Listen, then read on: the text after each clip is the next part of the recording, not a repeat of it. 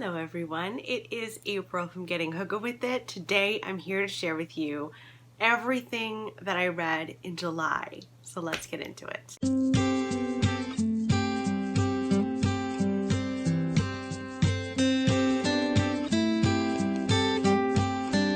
I read 13 books in July, which is absolutely phenomenal.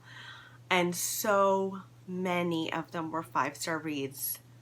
I thought I had a good June reading month, and then July came along. First, I think we should get a DNF out of the way before we dive into the 5 stars. I ended up not reading Noughts and Crosses. I was listening to this on audio, and this book, if you don't know, is essentially a world in which the Black experience and the white experience is switched.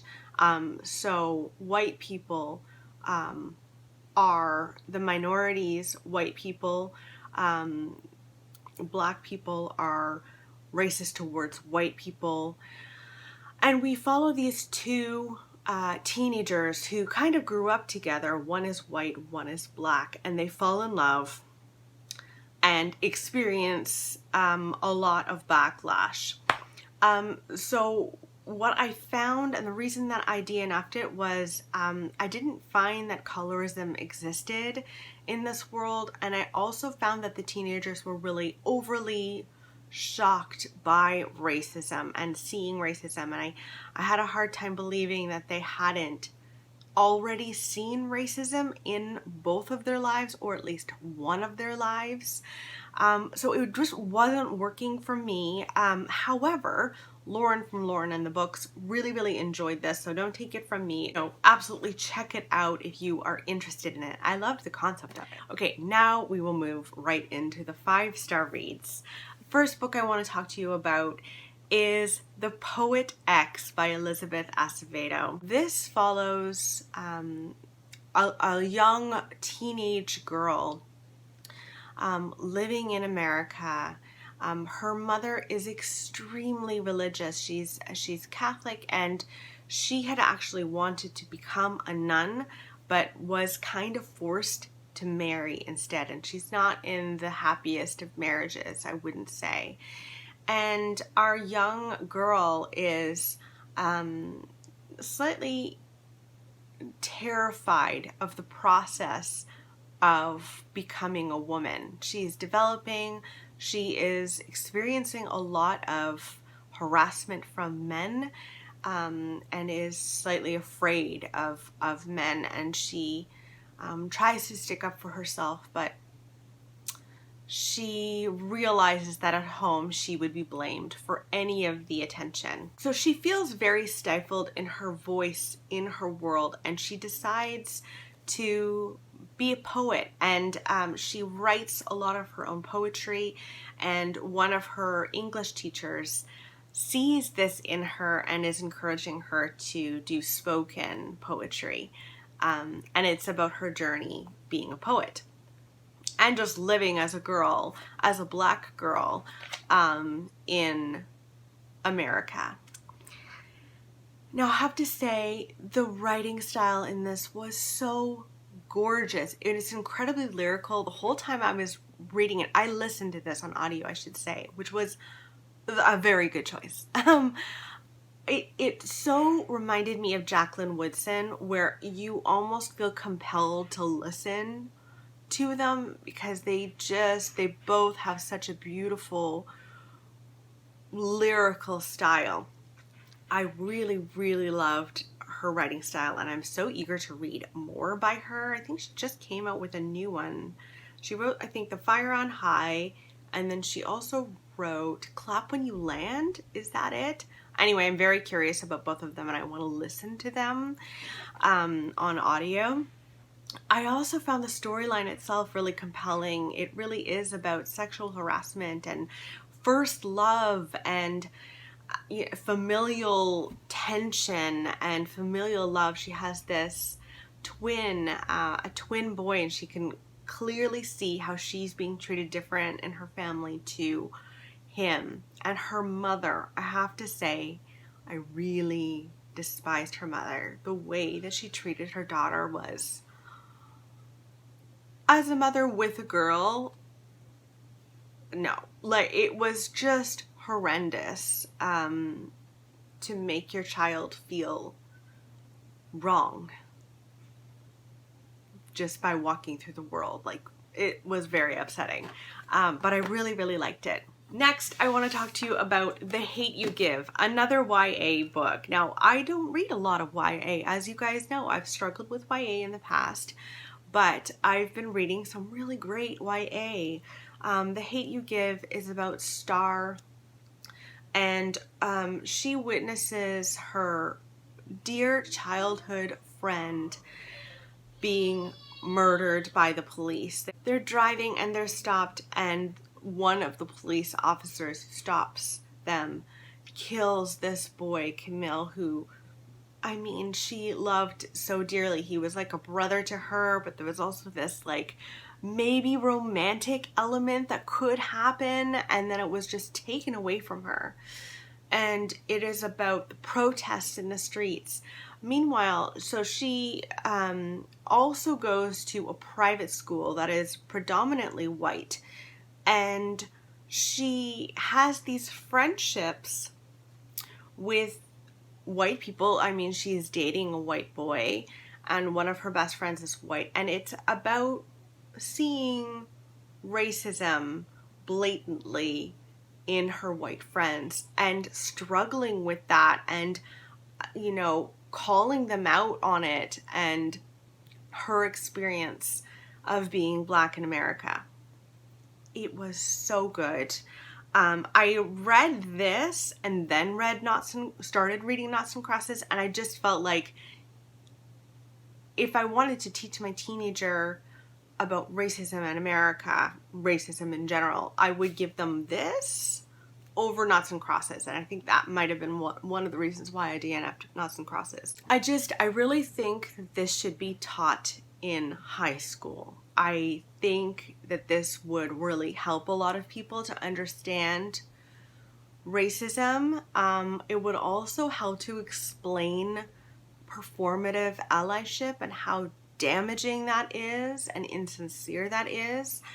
I really loved it, and I want to read more by Angie Thomas. I also gave 5 stars to The Boy, the Mole, the Fox, and the Horse. I sat outside on my front porch and read this. It is a beautiful book, very fast and easy to read, and it is just filled with wisdom and philosophical viewpoints on life and the ups and downs of life, and all of these creatures getting together with this young boy and talking about life. And I just thought it was really uplifting, and I could see myself reading this a lot to Nora. It is just a beautiful book. Thank you so much to Judy who sent this to me. I read it soon after she sent it, and it just filled my heart with so much happiness, and I also really felt like eating cake by the end of it. You'll understand if you read this. I also gave 5 stars to Hood Feminism by Mickey Kendall. I think I had called her Mackay Kendall before, and I apologize. Her name is Mickey. Hood Feminism is a nonfiction book about how and why white feminism is leaving behind and is not helping Black women, and also Black, Indigenous, people of color.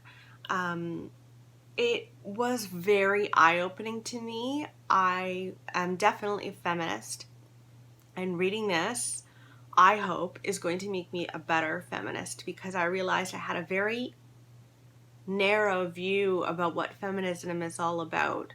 You know, not taking my husband's last name as one example.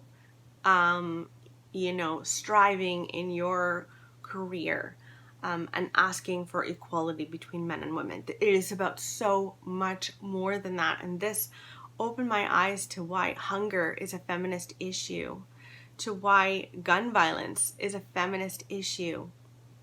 I highlighted this. I know that's going to terrify many of you, but I highlighted this so much. and I learned so much, and I will probably read this again because it was just so important to me. The author also speaks to her own experience as a Black woman living in America. She speaks to her own experience on each of these topics, from, you know, parenting as a Black person, as a Black woman, to the hunger that she's faced. It was just really, really good. And I think if you are someone who cares about Black lives and you are someone who calls yourself a feminist, I think this is required reading. The timing was so good. So I read Hood Feminism, and then pretty much immediately after, I ran out and picked up Such a Fun Age by Kylie Reid. For some reason, I just was really craving reading this book, and it was literally perfect timing. So Such a Fun Age is about, well, several characters. Our main character is a Black woman in her, I think, early 20s, and she babysits for a white family. And one night she's out with her friends, and this white mother who she babysits for calls her and says, I need your help. Can you please take our daughter out to a grocery store? Just get out of the house. It's like 10 o'clock at night or something like that. And so she says, of course, and she goes and takes the daughter to this grocery store. And while she's there, a security guard stops her and basically accuses her of having kidnapped this child, which obviously she did not do. And it felt like Hood feminism was really being explored in Such a Fun Age. This white woman, Alex Chamberlain, sees herself as an ally, but you witness her really screwing up and not being there for Amira, our main character. She is more of a performative ally than anything else, and she speaks for Amira so much, and she makes decisions for Amira without asking Amira what she wants. And it was so interesting because this is all juxtaposed with Amira taking care of this little girl who, this little white girl, I forget her name now, Briar. She's this 2-year-old little lovely girl, and Amira and her have this amazing relationship, and Briar is kind of ignored a little bit by her mother. Her mother just finds her to be a lot, and it's Amira who asks Briar questions, and it's Amira who listens to Briar, and it's Amira time and time again showing how to show compassion and empathy and interest and give respect to another person. And so you get Alex blatantly ignoring what Amira wants and needs in her own life and acting incredibly awkward around Amira, juxtaposed with Amira showing what you should be doing to people to show that people are people and they're not these aliens. It was really good. Now, I recently saw Simon of Savidge Reads talk about this, and he was talking about how there's a lot of like convenience in the plot. And if you've read this, you probably will know what he means by that. And I totally agree. But I was completely able to overlook that because I just thought it was exploring so much. It also explores the fetishization. Is that a word? Fetishization of Black people, which was very interesting to me, and another book that I read will also explore that. I loved every single second of reading this so much. I just went through this so fast. The other book that also explored the fetishization of Black people and Black bodies was How We Fight for Our Lives by Savidge Jones.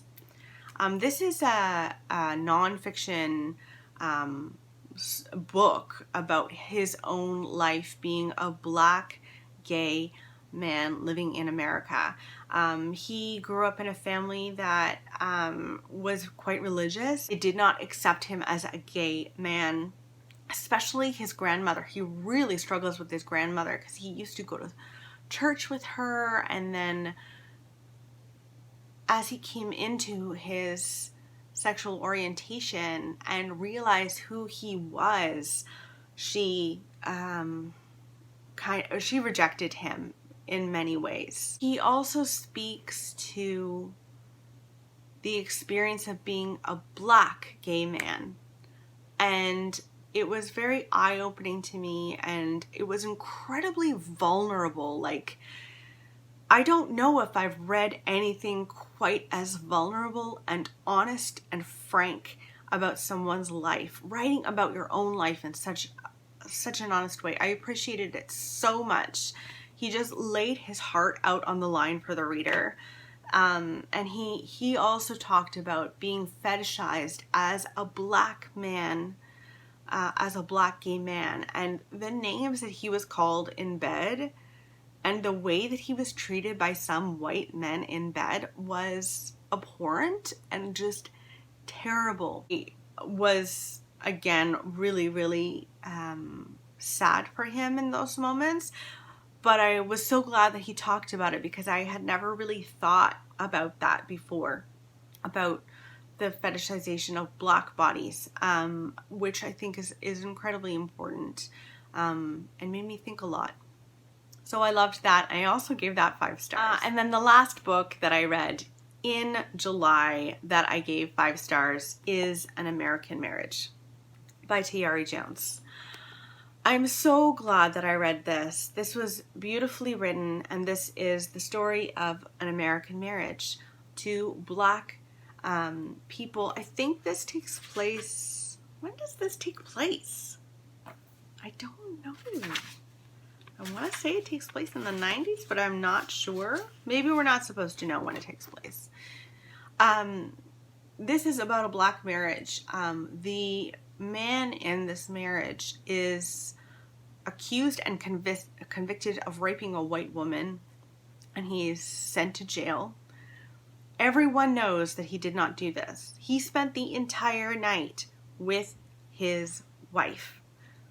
It wasn't him. Someone else raped this white woman. He goes to jail, and it is about how this affects this marriage and the crumbling of this marriage because of incarceration. It is also about many people's marriages. This is juxtaposed by the marriages of both his parents and her parents. And I really appreciated that it showed more. It was incredibly powerful to read, especially Roy's experience to me. Roy is the man who was wrongfully convicted of this awful crime.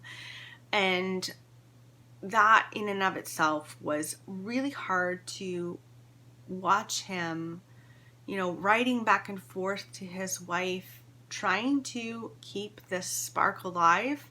How do you do that when you are incarcerated for 5 years? And it's about, and his experience with his parents and his family, and how he's grown up and how he's trying to, fit into her family. Her name is Celestial. I just really felt for Roy, and you can't help but feel for Roy this whole time. And there were moments where I was frustrated with Celestial, but then, you have to recognize, what would you do if your husband was incarcerated for 5 years? What does that do to a marriage? And I think this is probably my favorite cover now, because there is one scene in here, I'm not going to give anything away, but there's one scene where she's talking about her living room. And her living room, when she lived with Roy, when he was free, was this beautiful yellow color. And she decides to paint it over in a turquoise blue. And so you can see the yellow seeping through, and I have chills just from this cover. It explains this book so much, how her past and her marriage is seeping through her present, even when she tries to create her own life. It is there. It is always there. Beautiful, beautiful book. I'm so glad, excuse me, I'm so glad I have another book of hers here. I would also really love to read Leaving Atlanta. I'm so, so grateful that she's writing. I really loved it. Okay, so let's move on to the 4-star reads that I read in July. First up is Nikki French, Dark Saturday, and now I only have 2 more in the Frida Klein series. This book follows Frida Klein, our psychotherapist, who just seems to get involved with all of these crimes. And in this book, she's asked to go and visit a woman in a mental institution. Her name is Hannah Doherty. And when she was 18 years old, she was convicted of essentially murdering her family in an incredibly brutal way. And Hannah was convicted of this, but they deemed her kind of unfit. She had a bit of a mental breakdown, I think, and she's been in a psychiatric hospital ever since.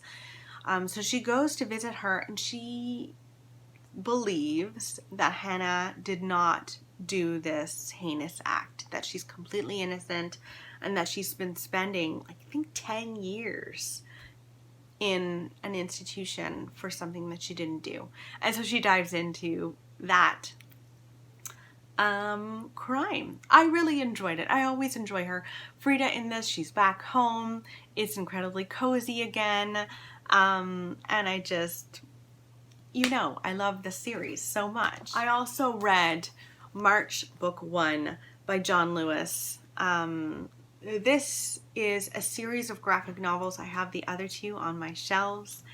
And March is about John Lewis's experience as a young boy. We meet him as a young boy, lecturing and doing sermons for the chickens that lives on the farm where he lives. And you slowly see him start to get involved in the civil rights movement and reaching out to Martin Luther King and protesting. And I really enjoyed it. I finished reading this on the day of his funeral, which was very powerful and very beautiful. He was such an important person in the world. Thank goodness that John Lewis existed. I'm in the middle of reading the second book right now, and I'm really enjoying them. So 4 stars for that. And then a book that I haven't even hauled yet is the Book of Lost Names by Kristen Harmel. Barry came home one day from doing some errands at Walmart with this book in tow because he thought that I would enjoy it. And I was like, that is exactly what I need right now. This is a World War II historical fiction book about a girl living in France. She lives in France. She is Jewish. And someone in her community tells her they're going to be arresting Jews and sending them to work camps, essentially. So she's able to escape with her mother, and they are basically on the run. She ends up in a little town in France called Aubergine. No, that's what an eggplant is in French. I don't remember where she ends up. She ends up in a little town in France that resembles an eggplant in my mind. And she starts helping to create documents and fake documents to try to save all sorts of Jewish children from concentration camps. And then we flash forwards in time to her as an older woman. I think she's in her 80s. And she discovers that this book of lost names, which she wrote in code essentially, has been discovered after all of these years. And this book of lost names was created because she wanted a document to remember the real names of the Jewish children that she saved, just in case there is a chance that they could be reconnected with their families. And so she goes to France to get the book of lost names. There is a romance in here, and I didn't like that. There's also a lot of convenience. Like, she just happens to meet the right people at the right times all the time. And that drove me kind of nuts. But I really did enjoy it. Like, it wasn't a bad book in any way. I flipped the pages really quickly. A lot of people are comparing it to The Nightingale, and I don't know why. But if you like The Nightingale, apparently a lot of people think that you'll like this. I did like it. Not the best book I've read in July, as you can tell, but I did like it. Another 3-star read that I read in July was Confessions by Kanai Minato. This is a book about a teacher who's having her last lecture with her students. Her students are, I think, middle grade students.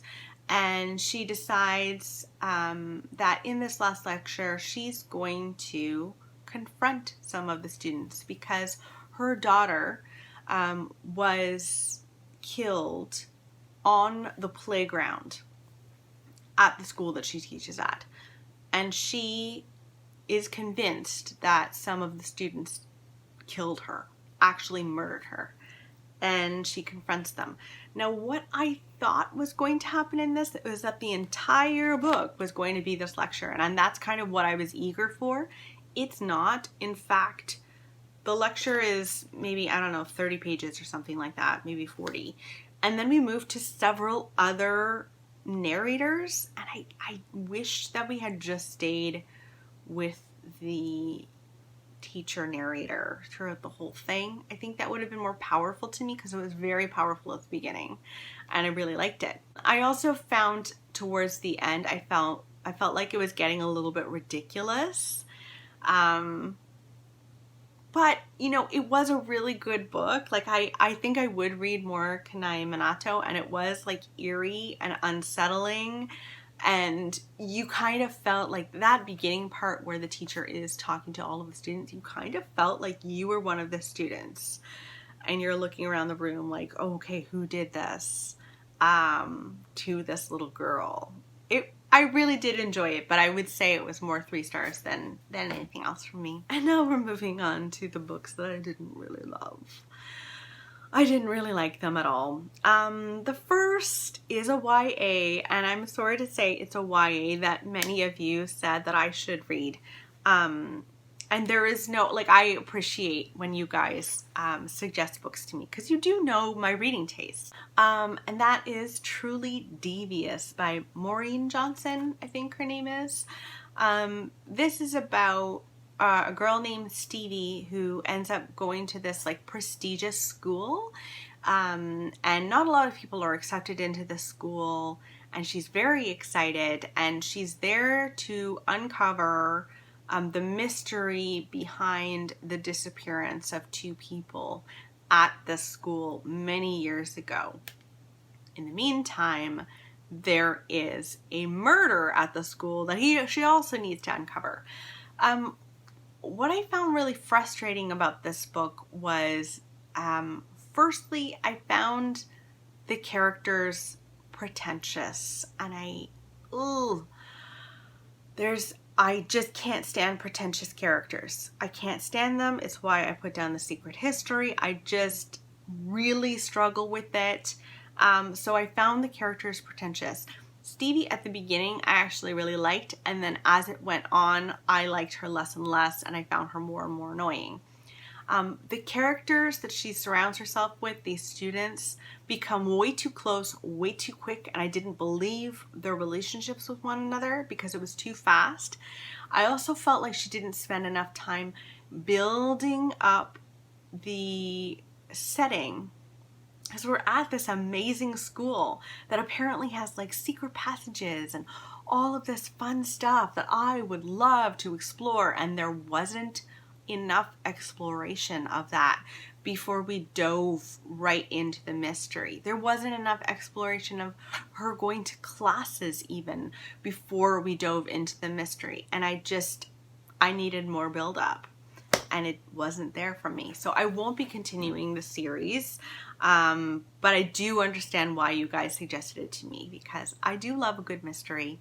Yeah, it just didn't work for me. And then the last book that I gave 2 stars, I had talked about on this channel, oh my gosh, how many times was this on a TBR, and then it ended up being 2 stars.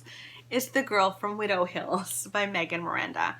I'm a little bit nervous because I think I have all of Megan Miranda's books on my shelves now.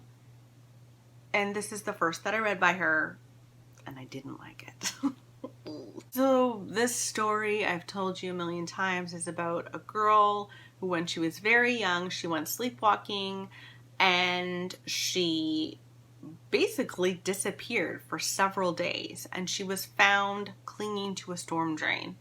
And she became kind of infamous in this area. So she leaves, she changes her name, and tries to start a new life, but all of a sudden she starts sleepwalking again. I found this story incredibly forgettable. I didn't find even the initial part where she like went sleepwalking and was found 2 days later. Like, why did she become so infamous that she had to change her name?